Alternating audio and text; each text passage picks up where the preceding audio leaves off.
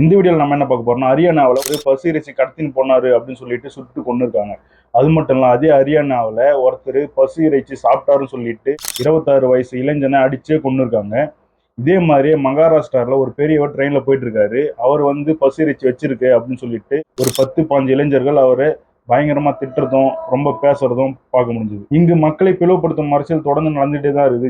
ஜாதிக்குள்ள பல பிரிவுகள், மதத்துக்குள்ள ஏற்றத்தாழ்வுகள், அதுக்கப்புறமா பிறந்த இடம் அப்படின்னு சொல்லிட்டு மக்களை எப்படிலாம் பிளவுபடுத்தலாம் அப்படின்னு சொல்லிட்டு ஒரு பெரிய கூட்டமே இருக்குது. இப்போ சமீபத்துல சில வருடங்களா உணவு, உடை அது வச்சு மக்களை பிளவுபடுத்தும் அரசியல் தொடர்ந்து நடந்துகிட்டே தான் இருக்குது. அதை பத்தி தான் இந்த வீடியோல நம்ம இப்போ பார்க்க போறோம்.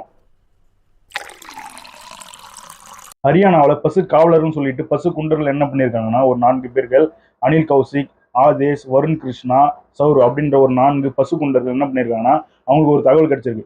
எஸ்யூபி கார்ல பசு இறைச்சி கடத்தின்னு போறாங்க அப்படின்னு சொல்லிட்டு.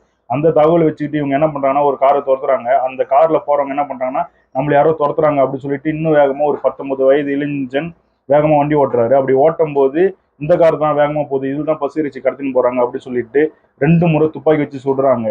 துப்பாக்கி வச்சு சுட்ட உடனே அதுக்கப்புறமா அதுல 19 வயது இளைஞன் ஒருத்தர் இறந்தே போயிடுறாரு.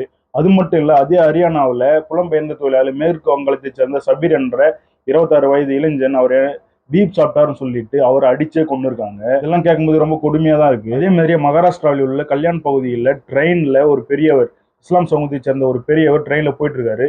அப்போ அந்த ட்ரெயின்ல இருக்கிற 10-15 இளைஞர்கள் நீங்க பீப் இறைச்சி வச்சுக்கிறீங்கன்னு சொல்லிட்டு பயங்கரமா கிண்டல் செய்யறதும், ரொம்ப அசிங்கப்படுத்துறதும், ரொம்ப துன்புறுத்துறதும் பண்ணிருக்காங்க. அப்போ அந்த பெரியவர் கண்ணீர் விட்டு கதறாரு. அப்பவும் அதை வீடியோவை எடுத்து ஷேர் பண்றாங்க. இதெல்லாம் பார்க்கும்போது இவங்களுடைய மனநிலை எப்படி இருக்கும்னே நமக்கு புரியல. இதுக்கெல்லாம் முக்கியமான காரணம் மத வெறுப்புடன் பேசும் சில ஆட்சியாளர்கள், அரசியல்வாதிகள் தான்.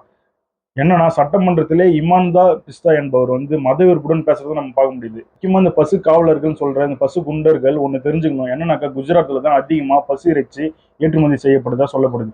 அது மட்டும் இல்லாம அந்த பசு இறைச்சி ஏற்றுமதி செய்யப்படும் நிறுவனங்கிட்ட இருந்து பாஜக அரசு பல்லாயிரக்கணக்கான கோடி தேர்தல் ஃபண்டுக்காக வாங்கியிருக்காங்க அப்படின்ற செய்தியும் வெளியே வந்துட்டு இருக்கு. இப்படி பசு காவலர்னு சொல்லிட்டு பசு குண்டர்கள் இப்படி பண்ற அயோக்கியத்துக்கு முக்கியமான காரணம் சில ஆட்சியாளர்கள், சில அரசியல்வாதிகள் தான். என்னன்னாக்கா, ராஜஸ்தான் கல்வித்துறை அமைச்சர் அதன் தில்வாகர் அவர் என்ன பண்ணியிருக்காருன்னா, அவங்க மாநிலத்தில் இருக்கிற பாட புத்தகத்துல அக்பர், அவுரங்கசீப் பத்தி சிறப்பான ஆட்சி கொடுத்தாரு அப்படின்ட்டு ஏன்னா ஒரு புத்தகத்தில் இருந்துச்சுன்னா அந்த புத்தகம் எரிக்கப்படும் அப்படின்ற மாதிரி சொல்லியிருக்காரு.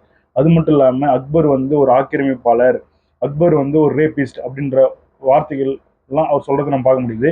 அது மட்டும் இல்லாம இந்த மாதிரி மத வெறுப்புடன் பேசுறதுனாலதான் இந்த மாதிரி அப்பாவி மக்கள் பசு காவலர்னு சொல்லிட்டு பசு குண்டர்லாம் மாறதுக்கு முக்கியமான காரணம் அப்படின்ட்டு சமூக வலைதளங்களை வார்த்தை நம்ம பார்க்க முடியுது. இங்கு மக்களை பிளவுபடுத்தும் அரசியல் தொடர்ந்து நடந்துகிட்டே தான் இருக்குது. அதுக்குன்னு ஒரு கூட்டமே பெருசா வேலை செஞ்சுன்னு இருக்குது.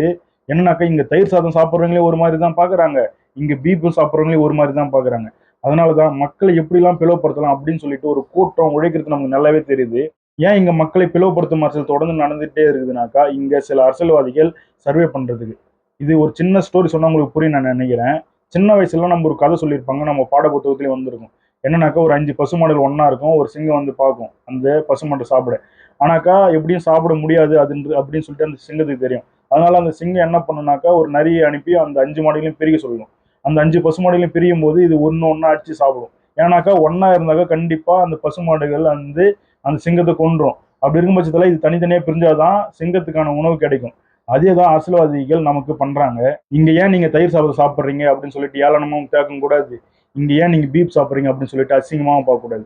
யாருக்கு எந்த உணவு பிடிச்சிருக்கோ அதை சாப்பிடலாம். அது தனிப்பட்ட விருப்பம், அது அவங்களுடைய உரிமை. அப்படி இருக்கும் பட்சத்துல இங்க உணவு வச்சு சில அரசியல் கட்சிகள் மக்களை பிளவுபடுத்த முயற்சி பண்ணுவாங்க. நம்ம தான் ரொம்ப கவனமா இருக்கணும். ஏன்னா இங்க மக்களை பிளவுபடுத்த பல கூட்டங்கள், பல முயற்சிகள், பல பிளான்கள் போட்டுன்னே இருக்கு. அதனால மக்களாகிய நம்ம தான் ரொம்ப கவனமா இருக்கணும். நன்றி.